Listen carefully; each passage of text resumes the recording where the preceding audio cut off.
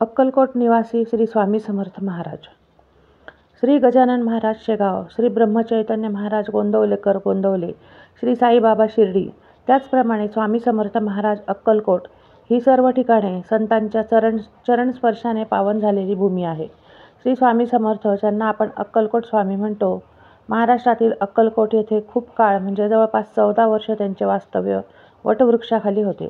श्रीपादवल्लभ व श्री नृसिंह सरस्वती यांच्यानंतरचे भगवान श्री दत्तात्रेयांचे ते तिसरे पूर्ण अवतार आहेत अशी मान्यता आहे.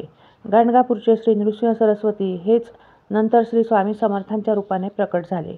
मी नृसिंहभान असून श्रीशैल्य जवळील कर्दळी वनातून आलो आहे, हे स्वामींच्या तोंडचे उद्गार ते नृसिंह सरस्वतींचा अवतार असल्याचे सुचवतात.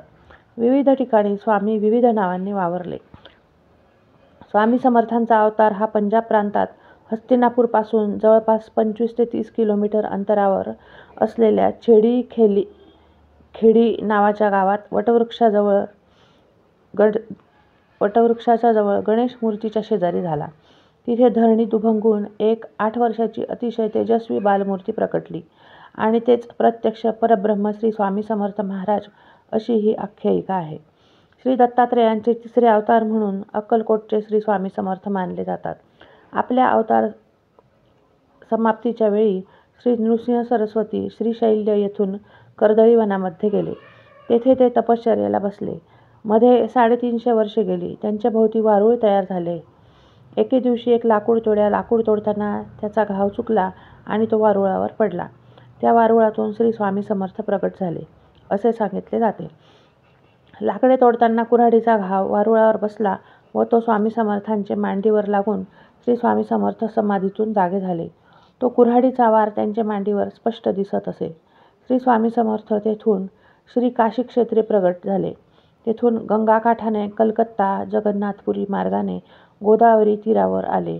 प्रथम श्री स्वामी समर्थ मंगळवेढे ग्रामी प्रकट झाले. ते रानात वास्तव्य करीत, क्वचित गावात येत. गावात एक ब्राह्मण कुटुंब होते.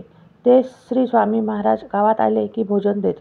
मंगळवेढे येथील वास्तव्यानंतर श्री स्वामी समर्थ पंढरपूर, मोहोळ, सोलापूर या ठिकाणी वास्तव्य करून श्री अक्कलकोट येथे आले. चैत्र शुद्ध द्वितीया शके 1778 रोजी ते अक्कलकोट येथे प्रकट झाले. दिवस होता रविवार 6/4/1856. त्यावेळी 3 दिवस स्वामींनी अन्नग्रहण केले नव्हते. चोळाप्पा यांनी स्वामींना आपल्या घरी नेले व त्यांना भोजन दिले. त्यावेळेपासून श्री चोळाप्पा स्वामींचे एकनिष्ठ शिष्य झाले. चोळाप्पांचे घरातील मंडळी त्यांना एक वेडा घरात आणून ठेवला आहे असे म्हणत. श्री स्वामींच्या दिव्यत्वाची प्रचिती अक्कलकोट येथील मंडळीस येऊ लागली व लोक स्वामी दर्शनास येऊ लागले. महाराजांनी त्यांचे आपल्या भक्तांना अनेक लीला दाखवल्या, चमत्कार केले, तसेच उपदेशही केले. श्री स्वामींची शिकवण म्हणजे त्यांनी वेळोवेळी प्रत्यक्षात कथन केलेल्या सांकेतिक शब्दातून व्यक्त केले. आत्मसाक्षात्कार करून घेण्यास साधकाला एखादा सद्गुरू शरण जाण्याची गरज आहे. अशा सद्गुरूंची भेट झाल्यावर साधकाने सद्गुरूंच्या स्वरूपाचे निरंतर चिंतन करावे, त्यांची आराधना करावी. त्यांच्या मुखातून निघणारे प्रत्येक अक्षर हे मंत्रस्वरूप मानून अंतःकरणाने ग्रहण करावे. अशी गुरुसेवा केल्याने साक्षात्कार होऊन अंतिमोक्ष प्राप्ती होते. वाटेल त्याच्या हातचे अन्न ग्रहण करू नये. निरंतर केवळ विषय चिंतन करणाऱ्या स्त्री अगर पुरुषाच्या हातचा विडाही खाल तर तुम्हीही तसेच व्हाल. दुष्ट मनुष्याच्या हातचे अन्न खाल तर तुम्हीही दुष्ट व्हाल. एक ईश्वरच सर्वत्र भरलेला आहे अशी भावना करा, जेणेकरून तुमचे मन निरंतर पवित्र राहील. परावलंबी नसावे. स्वतः उद्योग करावा व खावे. गांजा केव्हाही ओढू नये, त्याने अपाय होतो. आपल्या धर्माप्रमाणे वागावे व कर्तव्य करावे, त्यानेच सर्वत्र विजय प्राप्त होतो. ज्याप्रमाणे बी पेरल्याशिवाय शेत आपण होऊन पीक देत नाही, त्याचप्रमाणे तुम्ही स्वतः कोणतीही ज्ञानपिपासा दाखविल्याशिवाय गुरु आपण होऊन ज्ञानोपदेश देणार नाहीत. साधना करताना ज्या काही सिद्धी प्राप्त होतात त्यांचा चमत्कार दाखविण्याच्या कामी उपयोग करणे गैर आहे. परमार्थ ज्ञानाचा उपयोग स्वचरितार्थाचे साधन म्हणून करणे हे अयोग्य आहे. ईश्वरीय ज्ञानाचा उपदेश करणाऱ्या सर्व धर्ममतांचे व सर्व पंथांचे अंतिम ध्येय एकच असल्यामुळे सर्व धर्ममते व पंथ वंदनीय आहेत. या जगात प्राप्त होणारी सुखदुःखे परमात्म्याच्या इच्छेने घडतात असे मानून त्यांचा स्वीकार करावा. मूर्तिपूजा ही त्याविषयी रहस्य जाणून करावी. केवळ मूर्तिपूजाच करीत राहणे हेच मनुष्य प्राण्याचे कर्तव्य नाही. परमात्मा प्राप्ती हे खरे ध्येय असल्याने उत्तरोत्तर आत्मोन्नती करून घेण्यासाठी प्रयत्नशील असावे. नामाच्या पाठीमागे मी आहे. आज अक्कलकोट हे भाविकांचे फार मोठे श्रद्धास्थान आहे. लाखो भक्त या ठिकाणी दर्शनाचा लाभ घेत असतात. तेथे असलेल्या अन्नछत्रात प्रसादाचाही लाभ घेतात. अक्कलकोट येथे श्री गुरु मंदिर म्हणजेच बाळप्पा महाराजांचा मठ. धारवाड जिल्ह्यातील श्रीमंत श्राप बाळप्पा आपल्या संसाराचा त्याग करून 30व्या वर्षी अक्कलकोटला गुरुशोधार्थ आले. स्वामींनी त्यांना अनुग्रह देऊन आपल्या आत्मलिंग पादुका दिल्या आणि मठ बांधण्याची आज्ञा केली. माझ्या आत्मलिंग पादुका घेऊन त्यावर एखादा उत्तम मठ स्थापन कर आणि वार्षिक उत्सव करत जा असे त्यांना सांगितले. त्यानुसार बाळप्पांनी मठ स्थापन केला. तोच बाळप्पांचा मठ म्हणून ओळखला जातो. अक्कलकोट येथे वटवृक्ष संस्थान मठ आहे. त्याच परिसरात स्वामी समर्थांचे मंदिर आहे. भक्तांचा या ठिकाणी फार मोठ्या प्रमाणावर ओढा आहे. या वटवृक्षाखाली स्वामींनी जवळपास 14 वर्ष रहिवास केला होता. आजही तेथे येणाऱ्या भाविकास पूजा, नैवेद्य, अभिषेक तसेच राहण्याची, भोजनाची व्यवस्था केली जाते. तसेच संस्थानामार्फत प्रवासासाठी खुले आहे.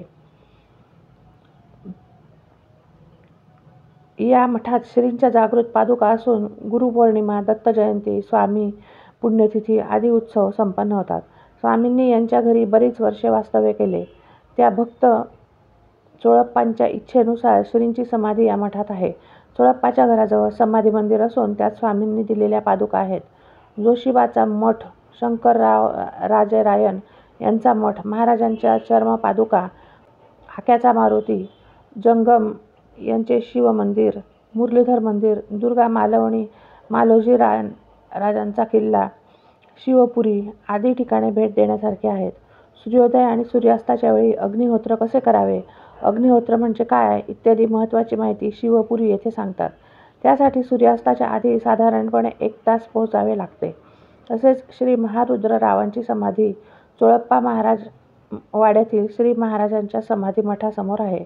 याच महारुद्ररावांना वचन दिल्याप्रमाणे केज येथे त्यांच्या घरी जाऊन सगुण दर्शन दिले आणि म्हणूनच हम गया नहीं जिंदा है या वचनाची साक्ष पटते. आजही त्यांच्यामार्फत मठात सेवा सुरू आहे. आज महाराष्ट्रात बहुतेक जिल्हा तालुक्याच्या ठिकाणी तसेच अगदी ग्रामीण भागातही स्वामी समर्थांची मंदिरे तसेच पुणे, नाशिक, जळगाव, मुंबई आदी ठिकाणी स्वामी समर्थांचे मठ आहेत आणि त्या ठिकाणी दररोज उपासना सुरू असते. श्री स्वामी समर्थ, जय जय स्वामी समर्थ हा जप सुरू असतो. स्वामी समर्थांच्या पोथीचे वाचन, पारायण सुरू असते. आता अक्कलकोटला मंदिराच्या व्यवस्थेत खूप सुधारणा झालेली आहे. बदल झाला आहे. भाविकांचा ओघही वाढलेला आहे. शनिवार दिनांक 26 एप्रिल 2025 हा स्वामी समर्थांचा समाधी दिन आहे. स्वामी समर्थांच्या चरणी कोटी कोटी प्रणाम. श्री स्वामी समर्थ.